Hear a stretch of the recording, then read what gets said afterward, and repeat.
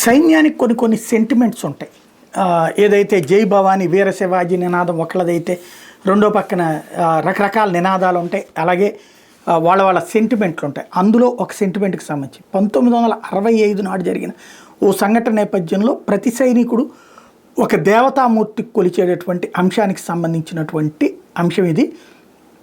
1965 నాడు పాకిస్తాన్ దగ్గర అత్యాధునిక ఆయుధాలు ఉన్నాయని, భారత్ దగ్గర పెద్ద ఆయుధాలు లేవన్నటువంటి ఉద్దేశంతో చైనాతో సైలెంట్గా చేసుకున్న ఒప్పందంలో భాగంగా భారత్ మీద పాకిస్తాన్ దండయాత్ర చేయడం.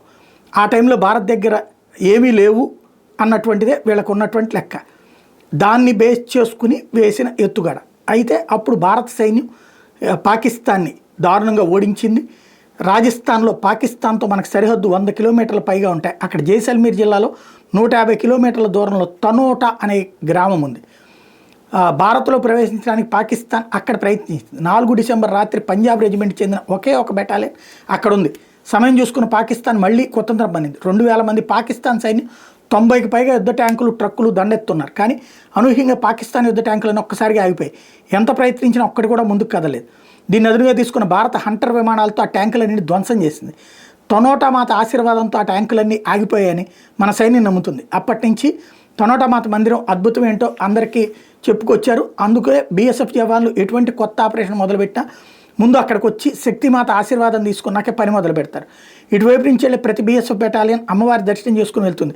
అత్యంత శక్తివంతమైనదిగా భావించే ఈ తనోటా మాత దేవాలయానికి ఎంతో చరిత్ర ఉంది. 1920 కాలంలో ఇక్కడ దేవి విగ్రహం ప్రతిష్ఠ జరిగిందని చెప్తారు.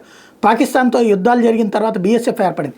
బీఎస్ఎఫ్కి బోర్డర్ని రక్షించే బాధ్యతను అప్పగించారు. అదే సమయంలో ఈ దేవాలయ బాగోగులు కూడా బీఎస్ఎఫ్కి దక్కే. ఈ దేవాలయంలో దైవభక్తితో పాటు దేశభక్తి కూడా ఇక్కడ పూజలో ఉంటుంటుంది.